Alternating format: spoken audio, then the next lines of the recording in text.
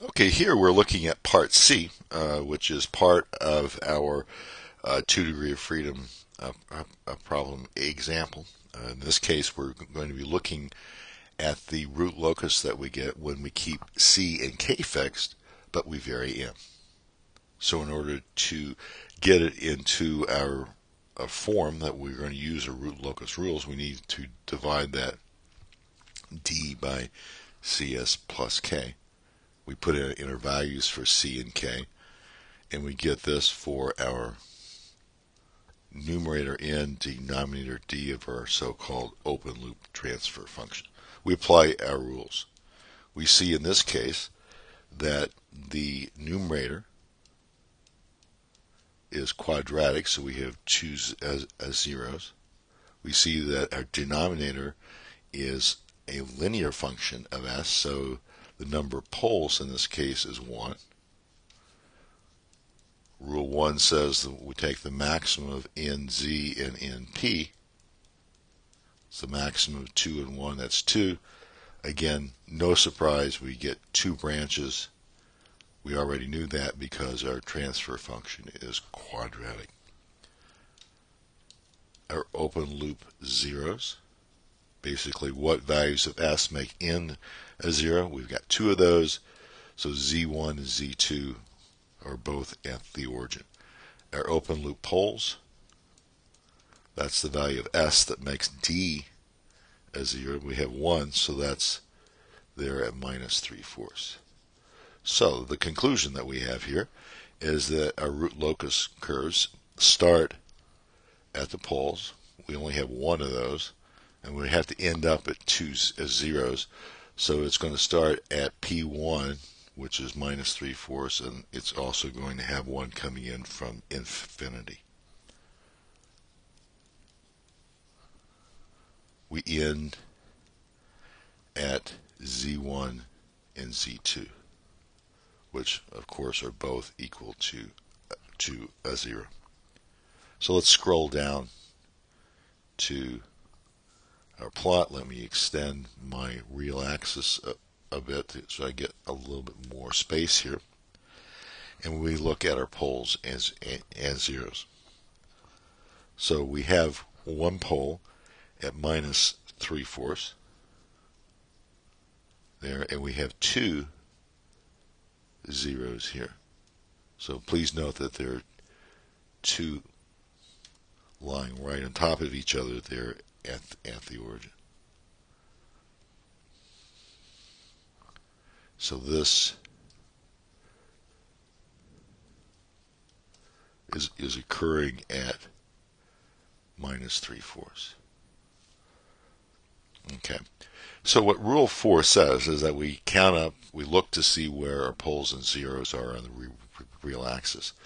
The root locus will occupy part of the real axis, which is to the left of an odd number of zeros and poles. So let me extend this even further out here and say that we cannot have anything between 0 and minus 3/4 because we got 2 zeros here. So if I can draw this line to the left of 3/4, we know that for some values of M, all of the left region beyond 3/4 there is going to be part of our root locus. So if I put that into words, it says the root locus includes all of the real axis on the left hand side except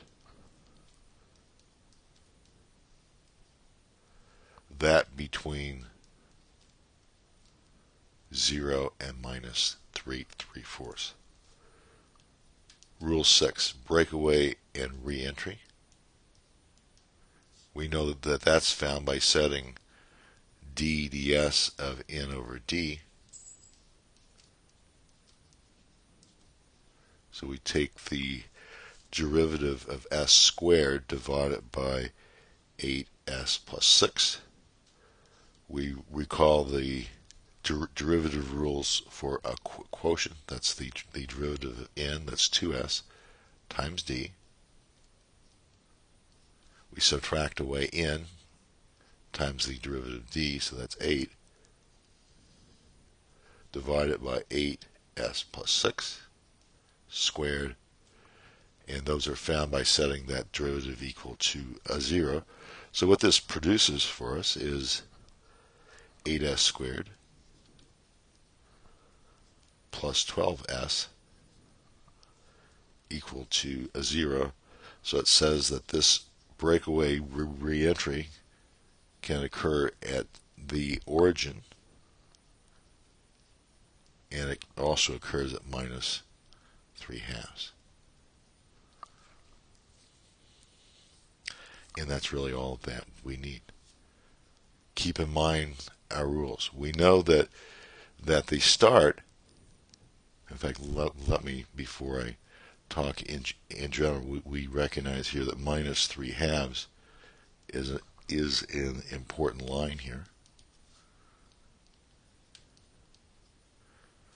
Okay, so we recall the rules. They start at the poles or at infinity. We have a pole here at minus 3/4, one at infinity. So the one starting at 3/4 can't go to the right. It can't break away there. So the only place it can go is to the left. One coming in from infinity comes in, and when it gets to minus 3/2, we know that we have a breakaway point. So these have to go someplace. They break away. They break away at along a tangent which is perpendicular to the real axis, and they have to end up. Both of them have to end up at the origin, and they have to be symmetrical about the real axis. So it's going to be looking something like this.